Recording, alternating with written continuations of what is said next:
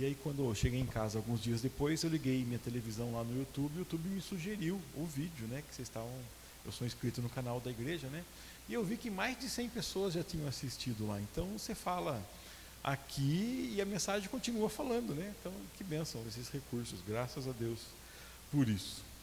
Meus irmãos, eu quero que você me ajude aqui nesse começo do nosso estudo, que você pense e compartilhe comigo o seu pensamento sobre o que é igreja.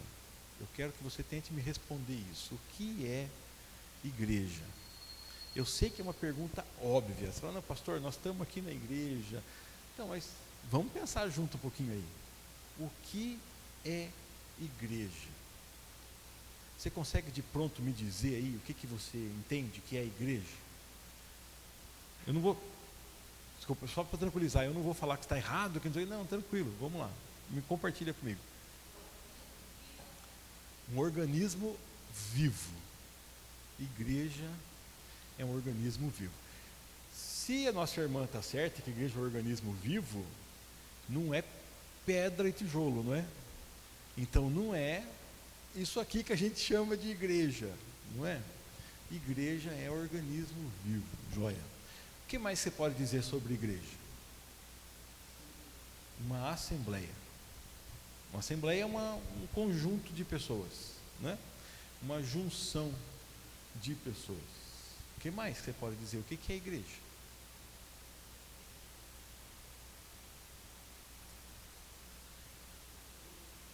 Corpo de Cristo. Pensando na questão da assembleia, vamos desenvolver um pouco mais aí, né? Tem um monte de junção de pessoas que é uma assembleia, mas não é igreja, não tem? O que tem na igreja que esse grupo de pessoas não se chama clube, não se chama assembleia legislativa, ou outra coisa, assembleia de sócios, assembleia de condomínio, não é isso. Por que quando a gente se ajunta, a gente chama de igreja? Pode falar. Assembleia dos santos. Então, tem uma assembleia, uma reunião de gente, e esse povo é santo, certo? E o que acontece quando esse povo santo se ajunta? Adora a Deus. Igreja, então a gente começa com a ideia de que não é o templo, por mais que a gente fale, hoje eu vou na igreja, ontem eu fui à igreja, né? Não é o templo. Se a gente se reúne ali fora, a igreja está lá, né? É curioso, assim, talvez a gente devia falar assim, a igreja vai ao templo, né? Ao invés de eu vou à igreja, né? Porque nós, a igreja, nós nos reunimos aqui no templo, joia.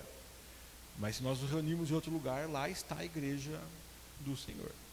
E esse povo se reúne, para dizer que esse povo que se reuniu é igreja, nós temos que ter algumas coisas acontecendo. Então não é para pensarmos na política da cidade, para resolvermos os problemas administrativos de um determinado lugar, né? Não é uma reunião de confraternização apenas, mas dentro dessa reunião acontece louvor a Deus.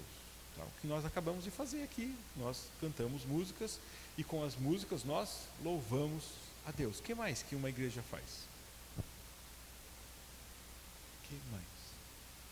Me ajuda aí, gente. É duro responder pergunta óbvia, né? Mas vamos lá. Comunhão com Deus e comunhão com os irmãos. Lá no fundo, quase que veio aí, vai. Busca entender o Senhor. Talvez a maioria de vocês, assim como eu, tenha muito tempo de igreja, né? Eu nasci e meus pais já eram evangélicos. Então, eu comecei a fazer tudo que a gente faz na igreja sem nunca pensar o porquê que a gente faz isso, né? E quando a gente para assim e pergunta essas coisas óbvias, eu fico pensando, mas peraí, o que a gente faz mesmo? Por que a gente chama igreja? Nós estamos lá para quê? Né? Então, igreja somos nós aqui, um povo que se reúne para buscar o Senhor, buscar conhecimento do Senhor, louvar a Deus, né, para viver comunhão. Tá bom já essa definição de igreja? Um povo que se junta para louvar a Deus, ter comunhão uns com os outros, comunhão com Deus e buscar conhecer mais a Deus. Né? Já está bom para você?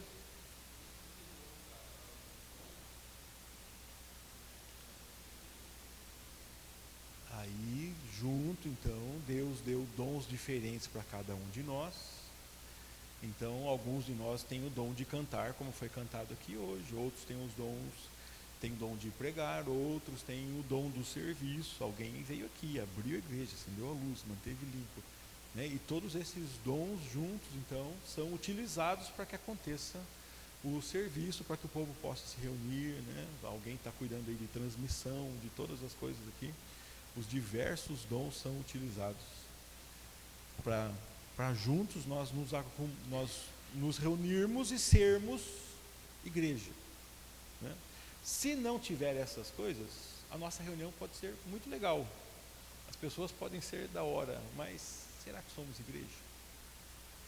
Então, eu concordo com essa definição, eu acho que nós estamos no bom caminho aqui, mas isso me faz pensar em que intensidade nós fazemos isso.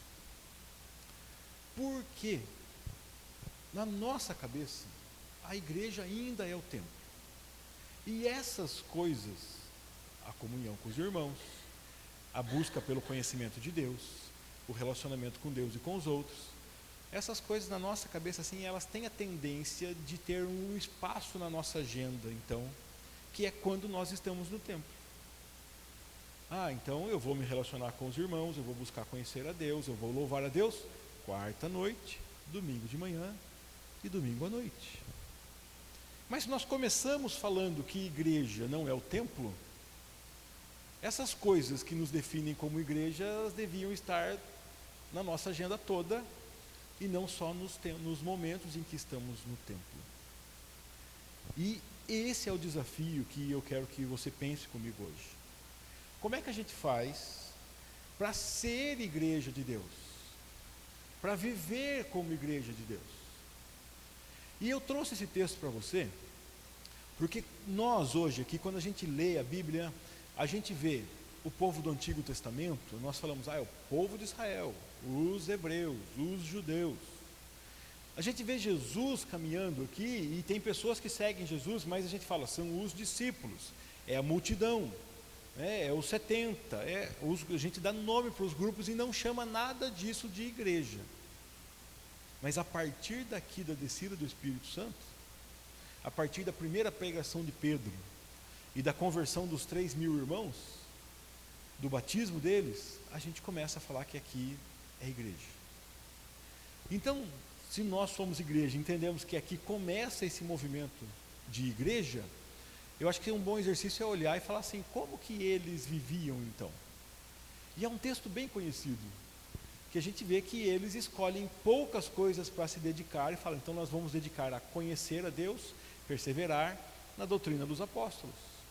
Vamos nos dedicar a relacionar uns com os outros, né? Na comunhão. E essa comunhão, ela não é só assim na festa pública, mas é dentro de casa, no partir do pão, eu convivo com os irmãos. E nas orações. Mas essas coisas que eles praticavam, que é meditação na palavra, comunhão, partir do pão, as orações, elas são regidas aqui por um tipo de atitude diante delas, que é o verbo perseverar. Olhe comigo no versículo 42 de novo aí, começa, e perseveravam. Quando que você usa essa palavra na sua vida? Perseverar. Quase nunca, né? Algum sinônimo que a gente usa? Insistir. Quando que você insiste? Quando tudo está fácil? Quando dá certo o seu plano? Não. Quando você consegue fazer? Não, aí não precisa insistir. Quando é que você tem que insistir, querido? Quando não é automático, quando não dá certo, quando não acontece do jeito que você espera. E parece que não adianta, então, olhando para esse texto aqui, você fala assim, olha, então vamos fazer a partir de hoje aqui um plano, o plano de meditação na doutrina dos apóstolos, partir do pão, comunhão e orações, e resolvemos a nossa vida. Todo mundo aqui vai sair daqui consciente que precisamos fazer isso e acabou. A partir de agora nós vamos nos portar como a igreja perfeita. Não vai resolver.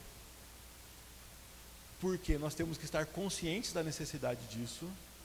Nós temos que saber que não vai ser fácil, que não vai ser automático e que nós teremos que estar decididos a persistir, a sermos igreja do Senhor. Persistir.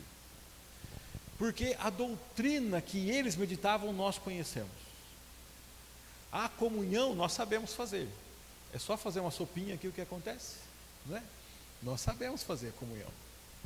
Né? Partir do pão, ninguém nega um convite, vamos almoçar lá em casa, né? É facinho. Oração, todo mundo sabe. Nasceu sabendo quase, né? Aprendeu quando era criança aí, oração do Pai Nosso e hora para comer, hora para dormir. A gente sabe, a consciência a gente tem de tudo isso. Mas por que não somos então aquelas pessoas exemplares assim, né? No conhecimento bíblico, na oração, na comunhão? Por quê? Porque nós temos que insistir nisso. Insistir. Persistir. E queridos, esse texto ele é dividido aqui, quando eu vejo assim, no que a igreja faz e no que Deus faz. E às vezes a gente pensa na comunhão e a gente quase que ora assim, Deus, me dá mais comunhão. Pensa no conhecimento, também dá vontade de orar, Deus, me dá mais conhecimento. Deus, me ajuda a orar mais. Mas você vê uma igreja que não está pedindo para Deus ajudar a fazer isso.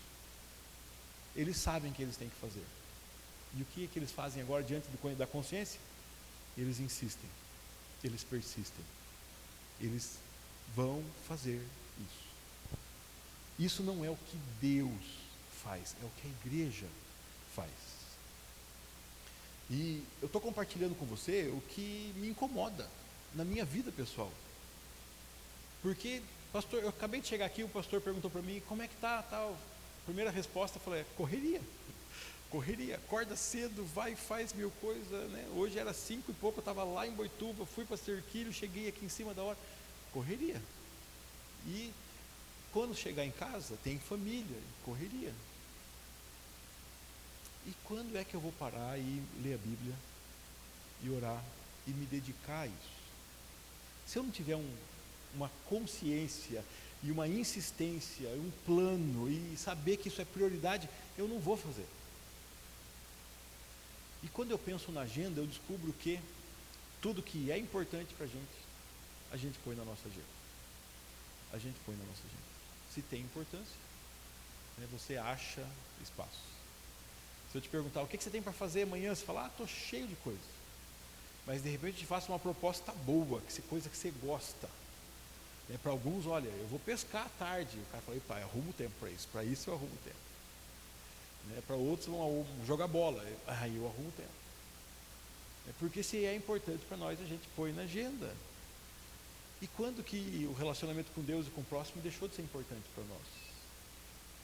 Queridos, esse texto me chama a insistir no que eu já sei que eu tenho que fazer. Eu já sei que eu tenho que me relacionar com Deus através da leitura da Bíblia e através da oração. Eu sei que eu tenho que me relacionar com o próximo. Eu sei que eu tenho que insistir no relacionamento. Insistir. Aqui em São Paulo é muito comum, assim, principalmente na capital, e acho que esse costume já chegou para a gente, né? Você encontra alguém na rua que você conhece, que do tempo de escola talvez, a cidade pequena a gente conhece quase todo mundo, né? Aí o cara fala, vai lá em casa, né? Por educação a gente fala isso, porque não está chamando de verdade, não te fala a hora, não te fala, né, o endereço, não te fala o que levar, não fala nada, aparece lá em casa. E você por educação responde o quê? Pode deixar, tá tranquilo. Gente, não teve convite de verdade se não aceitou de verdade. Eu eu tenho pavor disso. Então, se alguém fala para mim, vai lá em casa, imediatamente eu falo, quando? Quando? E se a pessoa me der uma data, eu estarei lá. Porque a gente fica com esse relacionamento que parece íntimo, mas é superficial, é de longe. Parece que a gente convida todo mundo e convive com todo mundo, mas não convive com ninguém, não senta para entender a vida de uma pessoa, para ouvir, para entender como é que ela está caminhando, né, o que é que ela tem feito, quais são as dificuldades, como você pode orar por ela, ajudar, compartilhar a vida. Partir o pão. Quando eu ouço esse termo aqui, eu penso que a gente devia pegar isso e tomar a decisão de partir a vida. E com quem é que você parte a sua vida?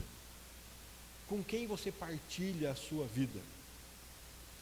A gente encontra os irmãos da igreja na rua e a gente tem coragem de usar a palavra irmão. Ô irmão, tudo bem? Você já parou para pensar o que é isso, gente? O que é isso? Se ele é seu irmão, quanto ele vale para você? Se ele é seu irmão, o que desse mundo vale mais que ele? Fica complicado, né? Eu entendo que esse é um nível de intimidade que a Bíblia nos desafia a ter, de sermos irmãos, Quando eu penso nisso, eu sempre lembro de um episódio que aconteceu comigo há uns anos atrás, de um irmão da igreja que estava sem carro, a família dele estava sem carro, e antes do culto eu liguei para ele e falei que ia buscá-lo. E daí ele falou assim, pastor, não vai atrapalhar? Eu respondi, vai. Ele falou, então não precisa. Eu falei, não, vai atrapalhar, claro que vai. Você não está no meu caminho, eu não ia para ir, eu estou indo te buscar. Mas não precisa, pastor, vai atrapalhar. Eu falei, vai atrapalhar. E porque vai atrapalhar, eu estou saindo antes, estou me programando para ir para te buscar. Eu estou dedicando tempo para isso é importante para mim. E daí, como ele começou a insistir, eu falei, eu vou te explicar o cenário, tá? Você é meu irmão. E tudo que eu tenho é do pai. E eu tenho um carro do nosso pai, que está na minha posse. Se você é meu irmão e eu estou com o carro do pai, não tem lógica eu te buscar? Pastor, olhando por esse lado, tem lógica você me buscar. Gente, isso deveria ser o meu raciocínio de sempre, o seu raciocínio de sempre. Nós somos irmãos, né? Os meus recursos que estão na minha mão são recursos do pai. Né? Eu compro os recursos que no mercado com os dinheiros de Deus, que Ele dá na minha mão, e me torna então um mordomo dele. Mas daí eu tenho a tendência de amar mais o dinheiro do que você. Né? Aí se ajudar você vai comprometer o dinheiro, eu já não quero te ajudar mais. Comunhão, queridos, é algo que a gente tem que ter consciência e insistir na comunhão. Esse texto fala um pouco mais de como era essa comunhão. Depois que diz da insistência, ele diz que as pessoas tinham temor de Deus, que com isso eram feitos sinais por intermédio dos apóstolos, e olha lá no versículo 44. Essas pessoas que criam, eles estavam juntos, tinham tudo em comum, essa era a comunhão deles, eles vendiam as suas propriedades e bens, distribuindo o produto entre todos à medida de que alguém tinha necessidade. E quando nós lemos esse texto aqui, já nos arrepia, porque fala assim, nossa, vai falar de sistema de governo, de política de governo, né? Vai falar de comunismo, vai falar de socialismo, vai falar de capitalismo. Eu não entendo que a Bíblia está implantando nenhum regime, nada disso. Seja qual for o regime em que qualquer cristão viva, ele tem que entender uma coisa, que o irmão dele vale mais do que os bens, que o irmão dele vale mais do que os recursos. E essa comunidade entendeu isso e eles praticavam a comunhão dessa forma.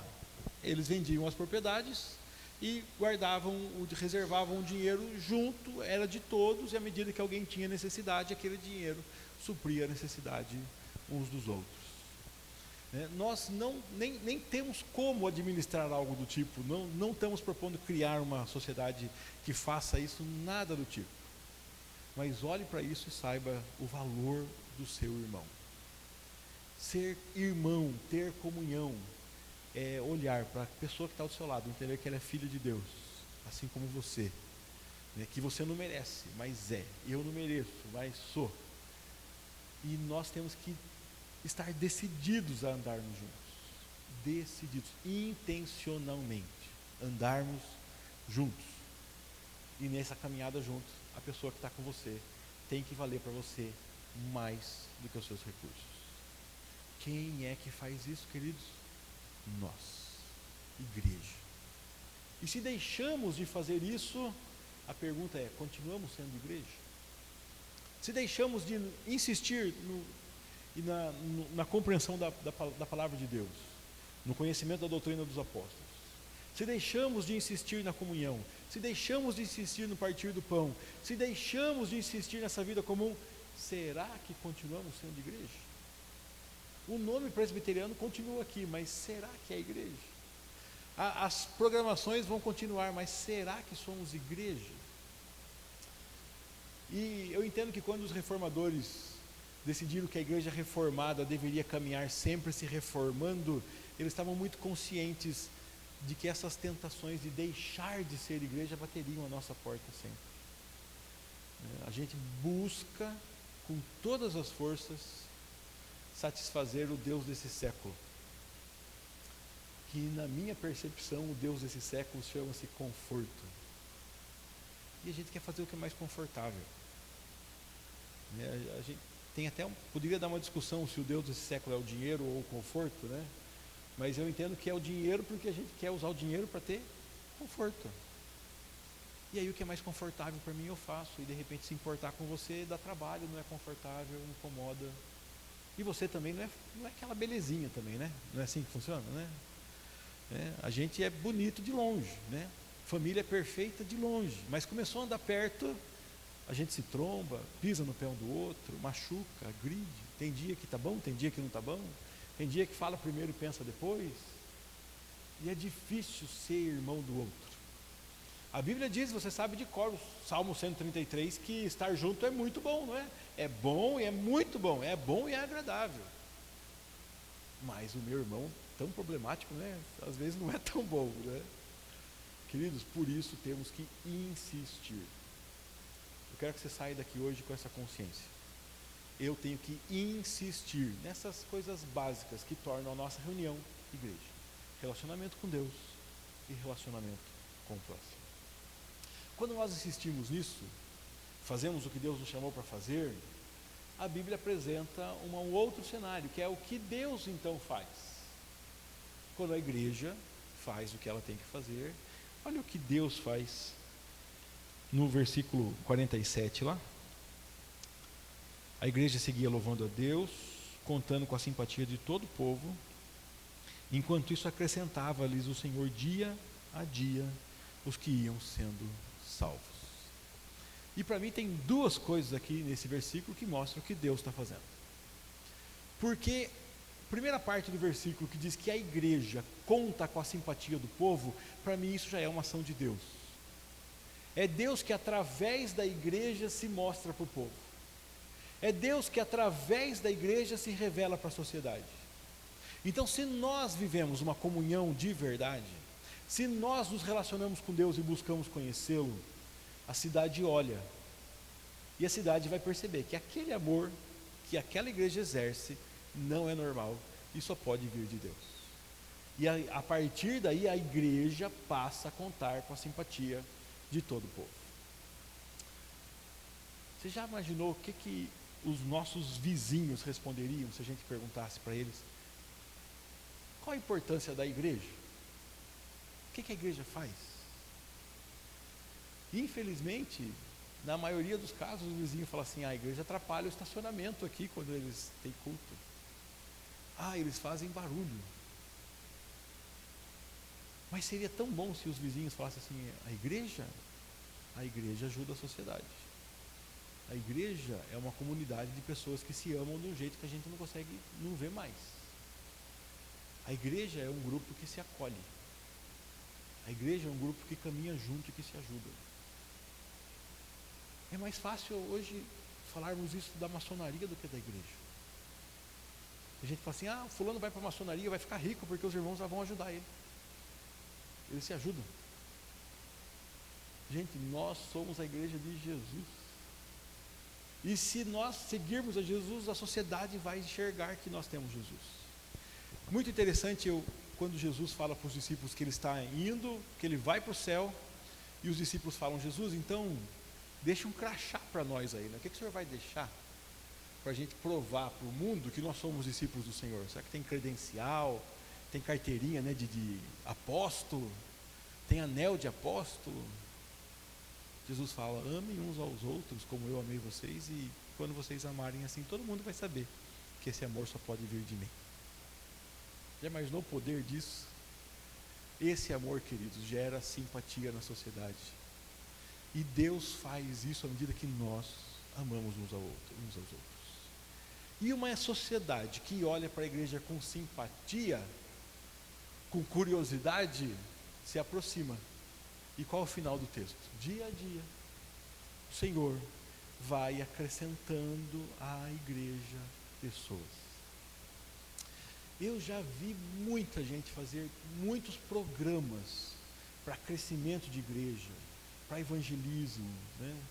Quando eu falo assim, muitas pessoas, só para você entender, quando eu cresci, quando nasci, meus pais eram da Assembleia de Deus. Meu pai foi pastor da Assembleia por muito tempo. Depois, na minha juventude, eu fui para a igreja quadrangular. Voltei para a Assembleia, me tornei pastor na Assembleia. E depois vim para a Presbiteriana. Então, eu conheço assim, um pouquinho de modelos diferentes de igreja. Mas em todas essas igrejas sempre tem um frenesi, uma busca por crescimento. Vamos fazer evangelismo lá para crescimento, vamos fazer o culto na praça, né? Vamos fazer um louvorzão aqui na igreja, vamos chamar os amigos, vamos chamar o pessoal da escola, vamos fazer crescimento. Agora, olhe para esse texto, quem é que faz o crescimento da igreja? O Senhor. Dia a dia. Por muitas vezes eu já me vi frustrando o pessoal que está empolgado, querendo falar, ir lá na praça fazer evangelismo. Eu não acho errado fazer evangelismo na praça. Mas a minha primeira pergunta é a seguinte: todo domingo Deus tem trazido visitantes à nossa igreja. Pensa o que acontece no coração de um visitante, alguém que aceitou o convite para vir à igreja. Essa pessoa não está pensando no porquê ela está fazendo isso. O vizinho chamou, ele resolveu, eu vou. Um primo chamou, eu vou. Mas para ele falar, e se eu vou na igreja, você já imaginou o que está acontecendo no coração dele? Imagina essa pessoa se preparando para vir ao culto. Nunca vem à igreja, nem sabe o que vai acontecer. Mas está se preparando, tomando banho, escolhendo a roupa, se arrumando, pensando, eu vou lá hoje na igreja dos crentes lá. Mas como é que vai ser, será? Eles vão falar com Deus, vão ler a Bíblia. Será que eu vou entender? Será que eu vou passar vergonha? Será que eu vou saber os movimentos que eles fazem? E ele está lá com todas essas dúvidas, decidido a vir na igreja. Você já imaginou quanto Deus está trabalhando nesse coração? Quanto Deus está gerando curiosidade nesse coração, quebrando resistência? E essa pessoa chega aqui. E Deus já trabalhou, Deus já investiu naquela vida.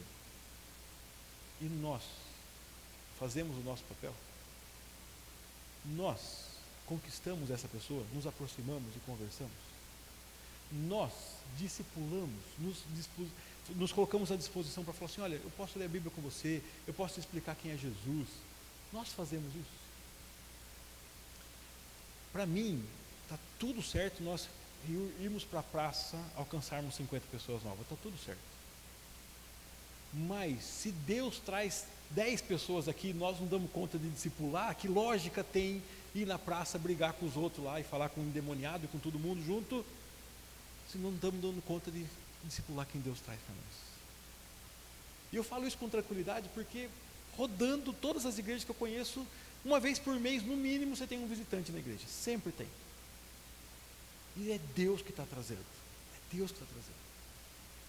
Queridos, eu e você temos que prestar atenção no que Deus está fazendo. E Deus está conquistando pessoas, atraindo pessoas, convencendo pessoas, quebrando resistência do coração de pessoas, tirando o coração de pedra, colocando o coração de carne. Deus está trazendo pessoas para nós, para quê? Para nós insistirmos na comunhão, para nós insistirmos na doutrina e apresentar a doutrina para essas pessoas, para nós vivermos como uma comunidade cristã, não apenas de domingo, mas todos os dias, e trazermos essas pessoas para essa vida, para a comunidade. É isso que Deus espera que nós façamos. E o crescimento da igreja, o futuro da igreja, é o que Ele vai fazer. Então, eu convido você para prestar atenção nisso. Ser um pouco mais teimoso na leitura da Bíblia. Um pouco mais teimoso na oração. Um pouco mais teimoso na comunhão. Nós somos teimosos para tanta coisa ruim, né? Vamos ser teimosos para uma coisa boa. Né? Vamos insistir nisso. Eu quero que Deus nos ajude a fazer isso. Peço a Deus que nos ajude a trazer da consciência para a insistência essas práticas. Eu quero orar, pedindo que Deus nos guie nesse caminho. Se você puder, mesmo sentado aí, feche seus olhos, curva sua cabeça e me acompanhe nessa oração. Pai querido, muito obrigado pela palavra do Senhor, ó Pai, que nos mostra que o Senhor nos fez para vivermos como filhos e filhas do Senhor, nos relacionando com o Senhor, entendendo a necessidade disso e persistindo nessa ação de relacionamento, Pai, através da leitura da Tua Palavra, do conhecimento da Tua Palavra, através das orações. O Senhor também nos fez seres relacionais, ó Pai, aqui uns com os outros, e o relacionamento contigo tem que resultar em relacionamento com o próximo, porque não dá para falar que amamos o Senhor que não vemos e não amamos o próximo que vemos, ó Pai. Deus, nos ajude, Pai, a sermos intencionais nesses relacionamentos, a andarmos juntos, a nos interessarmos de verdade uns pelos outros, a sermos uma comunidade de irmãos. Nos conduz nesse caminho, Pai. Nos ajuda, Pai, ativa a nossa consciência, nos incomoda, nos ajude a percebermos as oportunidades, ó Pai, a entendermos o valor do próximo. Senhor, nos conduz nesse caminho. Nós sabemos, ó Pai, que se nós amarmos uns aos outros, o Teu amor vai ser demonstrado para a cidade. A igreja passará a contar com a simpatia do povo, ó Pai, como precisamos disso. E, Pai, o Senhor continuará acrescentando dia a dia os Teus filhos e filhas, ó Pai. Nós queremos estar prontos aqui, ó Pai, como uma igreja que tem comunhão, que busca a Tua Palavra, para que os Teus filhos, ó Senhor, e filhas que vierem, conheçam o Senhor através da Tua Palavra que é lida aqui, que é apresentada aqui, e conheçam o Teu corpo através, ó Pai, da irmandade vivida aqui. Nós pedimos essas bênçãos para o Senhor, Pai, em nome de Jesus. Amém. Meus queridos, muito obrigado. Uma bênção compartilhar a palavra de Deus com vocês. Peço a Deus que continue cuidando da igreja. Pastor, muito obrigado. Deus abençoe.